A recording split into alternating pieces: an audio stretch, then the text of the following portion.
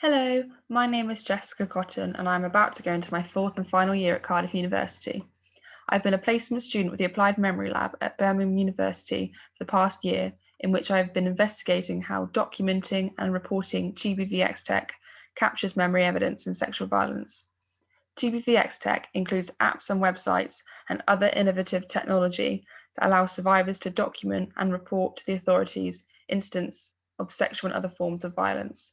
These reports can be used to help law enforcement identify crime hotspots on virtual maps, be used as evidence in legal proceedings, and can even influence what victims and survivors come to remember about the crime. GBVX Tech aims to address the global problem of violence against women. 1 in 3% of women worldwide have been subjected to either physical and/or sexual violence in their lifetime. Fewer than 40% of women who experience violence seek help of any sort. Women who do seek help usually look to family or friends. Few look to formal institutions, such as police and health services. Additionally, fewer than 10% of those seeking help appeal to the police. Out of every 1,000 cases of rape, only 13 get referred to a prosecutor, and only 7 cases will lead to a felony conviction. This can be due to lack of evidence, inability to identify the perpetrator, and many other factors. Lastly, in the first 3 months of 2020, only 1.4% of rape cases recorded by police resulted in the suspect being charged. Therefore, GBVxTech has arrived at a good time, helping survivors document their experience themselves. Self-documenting immediately after the crime may prevent crimes, provide information about the nature of violence occurring, and may increase the survivor's ability to remember the crime should they decide to report in the future. The purpose of this research is to understand how these alternative reporting and documenting systems are capturing memory evidence, which is the survivor's statements about the crime, which might one day be used as evidence in legal proceedings. We are particularly interested in whether the GBVx tech uses reliable methods to maintain the accuracy and reliability of the evidence in the event of legal proceedings. We conducted a systematic review of GBVxTech documentation apps to evaluate whether the user interface corresponds with what is known to be interviewing best practice. For example, good practice necessitates the use of open questions to allow the survivor to recount events in their own words without any restrictions. We want to know whether GBVxTech collects memory evidence in line with what is known to be best practice in face-to-face interviews, and how the technology is implementing these practices. Extensive research in psychology has been investigated best practice face-to-face interviewing principles in eliciting an accurate account from witnesses and victims. The research has shown that these 4 facets of interviewing are vital in gathering an accurate account. For example, open questions must be utilised. These are questions that cannot be answered with a yes or no and require a more in-depth answer. For example, what happened? Open questions are vital as they allow the survivor to give a full account. Therefore, the interviewer can understand the survivor's experience in their own words. However, if closed questions are used, people tend to give brief answers, giving no more information than is required of them. Closed questions can also often be leading or suggestive, which can contaminate the survivor's account and affect how the incident is later remembered. Rapport building is also crucial during an interview, which is the process of establishing a connection with another individual, allowing them to feel more at ease. Research has shown establishing rapport enables the survivor to feel more comfortable in an interview, and thus more information is typically disclosed. Successful rapport building can also increase the accuracy of the information the survivor discloses, as they will feel relaxed enough to remember the events in the safe environment you have provided. Ground rules are another key feature during an investigative interview. These are clear, simple instructions given to the survivor regarding the rules of the interview, which can increase the accuracy of memory evidence as well as the amount of information remembered. An example of a ground rule that is extremely useful with an investigative interview is the "I don't know" rule, which prevents guessing and allows the survivor to not answer a question if they are unsure about the answer. Lastly, it is important for an interviewer to give the survivor an independent voice. This is provided by ensuring the survivors' own voices are heard and that their memory evidence is exactly what they told you they experienced. Within a face-to-face interview, this would incorporate features such as ensuring to not interrupt the survivor whilst they are giving their account and asking open questions. In GBVxTech, this would be incorporated as allowing users to use a voice recording or video feature so they can report using their own words and language. However, little is known about the extent to which these principles are utilised in GBVxTech. Therefore, we aim systematically to evaluate whether and how GBVxTech incorporates best practice investigative interviewing principles. We began by reviewing all of the reporting and evidence-based technologies reviewed in Eisenhut et al., in which 26 apps were screened. The purpose of their study was to provide an initial analysis and functional categorization of apps addressing violence against women. Our study is focusing exclusively on reporting and documentation technology, as they have the greatest potential to affect legal proceedings.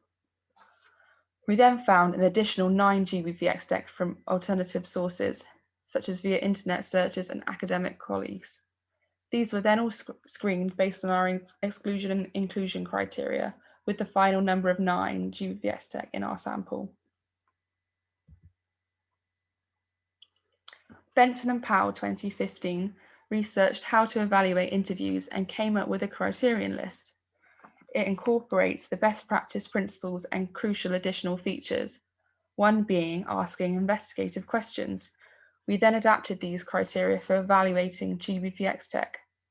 We had 4 categories of measures developed for a GBVxTech environment. These were questioning strategies, adherence to best practice interview protocols, investigative questions, and GBVxTech characteristics. Question strategies were the type of questions asked, such as open versus closed questions, leading questions, as well as methods used to collect the survivor's response, such as open response formats like free recall text boxes or closed response formats, such as multiple choice options that did not allow the survivor to elaborate their answers in any way. The adherence to the interview protocol measure included rapport building, administering ground rules, and allowing for an independent voice. There were many subcategories coded under these. Lastly, we included a debrief category, which was to see whether the GBVxTech had a psychological support and advice section for survivors to access help. The next measure we used to evaluate was investigative questions. These included measures of whether the tech recorded the identity of the offender, the approximate time of the offence, the location, the offence type, the presence of possible witnesses, and presence of possible physical evidence. Lastly, we looked at GBVxTech characteristics. This included whether the GBVxTech informed the survivor clearly about data usage clarity and had security options such as password protection. Results were tabulated across the sample of GBVxTech. In the analysis that followed, if the GBVxTech included at least one of the listed features, then it was given an X, and if it did not, it was coded as a 0. For the results, I will be discussing questioning strategies first. As you can see, the majority of GBVxTech do utilise open questions at least once. However, over half also use closed questions, which we know can be detrimental for accurate and complete documentation, as well as memory performance down the road. On the other hand, no leading questions were used by any of the technologies, which is a positive. The majority of GBVxTech allowed for an open response method, these being free recall text boxes or video or voice responses. Many also utilize closed responding methods, such as drop-down menus and multiple choice boxes. This way of responding can be problematic for case documentation and remembering. Forced choice methods may not include an option that captures the survivor's experience, which may make them feel invalidated. Another reason closed responding is detrimental is that the survivor cannot use their own words to describe their experience, which may have implications for how they remember the event later on. The majority of GBVxTech did well in regards to adherence to interview protocols. all GBVxTech had at least one rapport building method included on their GBVxTech, and all included one feature of an independent voice. All GBVxTech but one included at least one ground rule on our list of critical criteria. However, only 3 GBVxTech included a psychological support section, which is concerning because of the sensitive nature of the subject. There is a need to refer survivors to the help they deserve. I will now discuss the results we found for investigated questions and the GBVxTech characteristics on these technologies. We found all but one GBVxTech asked for the time of the offence or time and date stamped when the app was used to document the incident. Also, all but one asked for a location of the incident, usually by allowing the user to pinpoint a location on a map or by typing the address in. The question requiring the offence type was found on 6 out of 9 of the GBVxTech. However, many only provided drop-down menus, which is damaging as it may not have the survivor's option. Additionally, only 4 GBVxTech asked about the identity of the offender, which would not be helpful if the survivor wanted to use this report in legal proceedings further down the line. For GBVxTech characteristics, 6 out of 9 gave clarity about the data usage. However, users would usually have to search for this in the terms and conditions, which can be difficult to find amongst lots of information. Lastly, only 4 out of 9 had a security setting, which is surprising considering the nature of the GBVxTech. So what are the implications of our results? The text should avoid jargon and take concrete steps to ensure the survivor can understand what type of information is being documented. Many of the GBVxTech we evaluated use legal terms or terminology the survivor may not understand, such as the legal differences between sexual assault and rape. An improvement would be to ensure all GBVxTech provide simple definitions to ensure it is accessible to all and that the information provided is accurate and reliable as possible. A second recommendation is that all GBVxTech should be available on all devices, such as Android and Apple, and all connectivities, such as Wi-Fi, 5G, 4G, 3G, and offline. This would be beneficial if a survivor wants to record their experience immediately afterwards, but are not able to access Wi-Fi data or signal. Offline reporting would be advantageous to ensure survivors can report what they remember as soon as it is safe to do so, and thereby increase the number and accuracy of details remembered. Especially as we know from a large body of psychological research that capturing and recalling memories as soon as possible after an event protects it from decay and consolidates it into memory, thereby reducing forgetting. Another improvement would be to ensure all GBVxTech have privacy policies. Every app should clearly explain their purpose and gain informed consent, especially due to the sensitive nature of the information being disclosed. To improve upon this, the GBVxTech should present a privacy policy informing the survivors about the identity of the entity that will use their data, the purpose of the collection, the security options and privacy methods used, the rights they have, and the contact information to allow them to get in touch with the entity that holds their data. If the survivor accepts this policy, this means they give their consent to data collection. This policy should be easy to read, and they should be able to reread this policy at any point.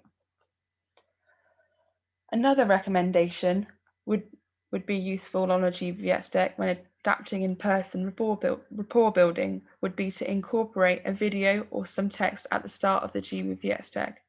This may provide comfort to the person reporting, making them feel at ease. To improve upon ground rules in a GBVxTech environment, we thought it was important for apps to include easy-to-understand instructions. For example, for specific prompts, the GBVxTech should be clear that the survivors are allowed to give "I don't know" or "not applicable" answers if the question is not relevant to them or if they do not know the answer. There should be overarching instructions on every screen for every question when reporting information. Survivors may return to complete their report at a later time. Therefore, these instructions must be visible on every screen. Additionally, a practice screen would be useful as users can understand how to report information as accurately as possible. The GBVxTech must have a method to secure the survivor's data. This could be as simple as incorporating a password to enter the GBVxTech. Not having this simple feature is extremely dangerous. The information provided on this technology is private and personal, therefore, this must be improved upon. Finally, GBVxTech should encourage users to record their experience as soon as it is safe to do so. This will improve memory and decrease forgetting rates. Survivors might also be told that recording their experiences sooner rather than later may help them remember more accurately down the road. If you have any questions, please contact me or my supervisor on the email addresses displayed or via our lab website and Twitter. Thank you very much for listening to my presentation.